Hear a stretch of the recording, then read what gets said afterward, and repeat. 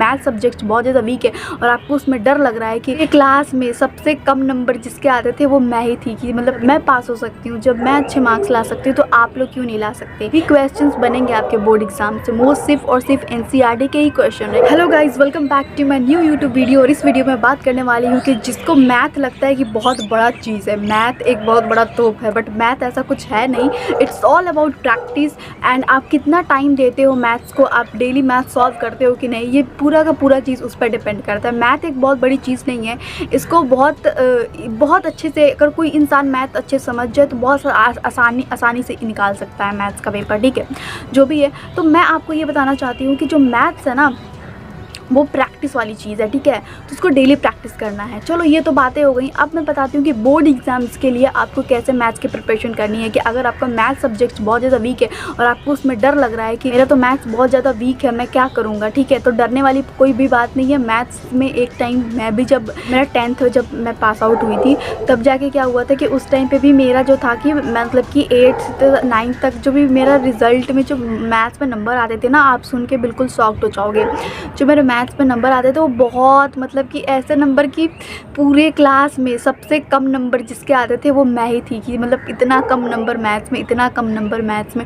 और आप यकीन नहीं करोगे कि जब मेरे मैथ्स में फाइनल्स बोर्ड एग्ज़ाम में जब मैं पास हो सकती हूँ, जब मैं अच्छे मार्क्स ला सकती हूँ, तो आप लोग क्यों नहीं ला सकते, बिल्कुल ला सकते हैं। तो 10th बोर्ड एग्ज़ाम की प्रिपरेशन कर रहे हैं उनके लिए है। और अब देखो, अब टाइम भी देखो कितने ज़्यादा कम है, बहुत कम टाइम है। अब इस टाइम के लिए आपको सोचने की बिल्कुल ज़रूरत ही नहीं है, क्योंकि अब इतने कम टाइम में आपको मैथ्स जैसी चीज़ों में पास होना है, अच्छे मार्क्स लाना है। तो देखो बहुत सिंपल सी चीज़ है। जो मैथ्स का पेपर देने जा रहा है 10th क्लास में, जो बोर्ड एग्ज़ाम्स का जो प्रिपरेशन कर रहा है, वो बच्चा इतना ज़्यादा कंफ्यूज है कि स्कूल वाले RS अग्रवाल पढ़ा रहे हैं, CBSE बोलती है कि हमें NCERTs बुक करनी है, लेकिन अब स्कूल्स में हमारा RS अग्रवाल चल रहा है, ये सारी बुक्स चल रही हैं। तो अब हम कैसे कंफ्यूज हो जाते हैं बच्चे कि मैं कैसे, यार, कि मैं RS अग्रवाल पढ़ूँ कि मैं NCERT पढ़ूँ, मैं किस बुक को आखिर फॉलो करूँ, क्योंकि स्कूल वाले तो वो पढ़ा रहे हैं और CBSE वाले NCERTs के लिए बोलते हैं।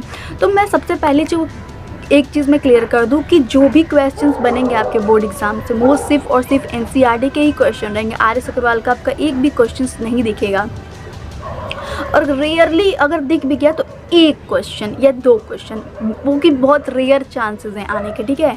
तो सबसे पहली चीज़ आपको यही करनी है कि आपको अपना NCERT जो बुक है उसको पूरी तरीके से कवर करना है। मतलब कि NCERT जो एक ऐसा बुक है ना, मतलब कि उसमें क्वेश्चंस जो होते हैं NCERT के, वो डायरेक्ट क्वेश्चन छप के आ जाते हैं। इवन उसमें वैल्यूज़ भी चेंज नहीं होती हैं, कि अगर वहाँ पे 24 दिया हुआ है उस क्वेश्चन में, तो सेम क्वेश्चन पेपर में भी आपको 24 ही दिया रहेगा, 24 की जगह 30 नहीं कर दिया रहेगा। किसी भी एक्सरसाइज का कोई भी क्वेश्चन है, ठीक है, वो सेम टू सेम क्वेश्चन छप के आ जाता है क्वेश्चन पेपर में, ठीक है। तो सबसे पहले आपको कन्फ्यूज़न, RS अग्रवाल वो लोग इसलिए पढ़ाते हैं क्योंकि वहाँ पे जो है ना वो क्वेश्चंस बहुत ज़्यादा होते हैं और उसमें प्रैक्टिस बहुत अच्छे इस बच्चों की हो जाती है। बट क्वेश्चंस जो भी बनते हैं वो सारे के सारे क्वेश्चंस बनते हैं हमारे NCERT से, ठीक है। तो मैथ्स में अगर आपको अच्छे मार्क्स लाने हैं, अगर मैं बता रही हूँ, अगर आपको 100 आउट ऑफ 100 चाहिए तो आप NCERTs ही जाओ, आँख बंद करके आप NCERT का एक क्वेश्चंस लगा लो। और NCERT बुक कम से कम 1 से 2 बार भी आप लगा लेते हो, वो भी अच्छे तरीके से। प्लस प्रीवियस ईयर क्वेश्चन आप बिल्कुल भूलें ना, बिल्कुल भी प्रीवियस ईयर क्वेश्चन आप ज़रूर से ज़रूर लगा लें। जो ज़्यादा नहीं तो चलो पिछले 5 साल के क्वेश्चंस भी आप लगा लो प्रीवियस ईयर, तो वो भी मतलब बेस्ट है, ठीक है।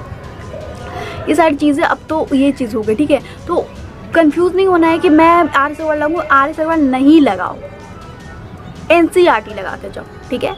और मैं 100% गारंटी दे रही हूँ कि NCERT से ही क्वेश्चंस आता है, क्योंकि जो बुक CBSE रेफ़र करती है, जो बोलती है पढ़ाने के लिए, वो होता है NCERT। ये लोग रेफरेंस बुक पढ़ाते हैं, RS अग्रवाल पढ़ाते हैं, तो उसमें कंफ्यूज आप लोगों को बिल्कुल नहीं होना है। आप एक चीज़ कर, आपको NCERT ही पढ़ के जानी है और बिल्कुल कंफ्यूज ना हो इस चीज़ के लिए, क्योंकि मैं भी एक बहुत ही ज़्यादा, मतलब मैथ्स का पेपर आता था ना, मैं लिटरली रो रही होती हूँ कि पेपर में क्या करूँगी, मैं क्या नहीं करूँगी। But trust me.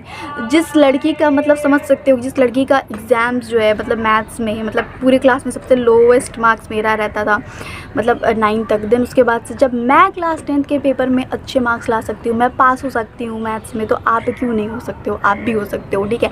तो मैं आपको ये सलाह देती हूँ अपने एक्सपीरियंस के बेसिस पे कि आप NCERT के क्वेश्चंस ही लगाओ, NCERT के ही थ्योरम्स लगाओ, NCERT ही करके जाओ, ठीक है। हाँ, आप जो सॉल्यूशंस हैं NCERT के क्वेश्चंस के वो आपके टीचर्स ऑलरेडी करा चुके होंगे, उसमें से आप देख सकते हो।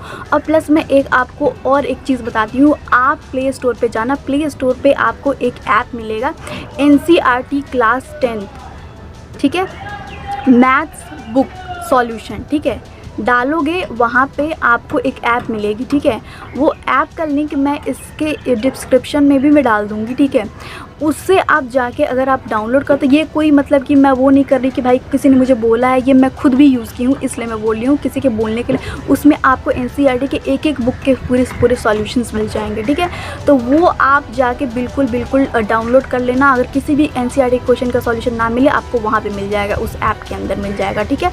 वो ज़रूर से ज़रूर डाउनलोड कर लेना, ये एक की पॉइंट है इस वीडियो का, ठीक है। तो आप NCERT बिल्कुल लगा के जाओ, बिल्कुल टेंशन मत लेना कि क्या होगा क्या नहीं होगा, वो सेकेंडरी चीज़ें हैं। बट मैं लिख के देती हूँ, जब बच्चा एग्ज़ाम दे के आएगा ना, वो थैंक यू बोल के जाएगा इस वीडियो के नीचे, क्योंकि सारे क्वेश्चंस जो है वो NCERT से ही आते हैं।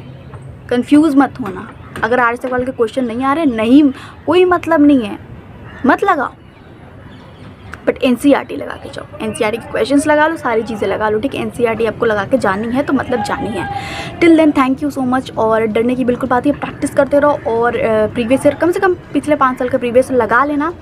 और all the best for your board exams, all the best for your board exams. चलो मिलते हैं नेक्स्ट वीडियो में, और I will pray for you guys कि आपका रिज़ल्ट बहुत अच्छा आए और आप ऐसे ही अच्छे मार्क्स लाते रहो, ठीक है। सारे के सारे पास हो जाओगे अच्छे मार्क्स से, ठीक है। तो परेशानी हो ना, NCERT लगा के जाना, बस NCERT, ठीक। वीडियो अच्छी लगे तो like, comment, share and subscribe जरूर कर लेना मेरे चैनल को। तब तक मिलते हैं नेक्स्ट वीडियो में।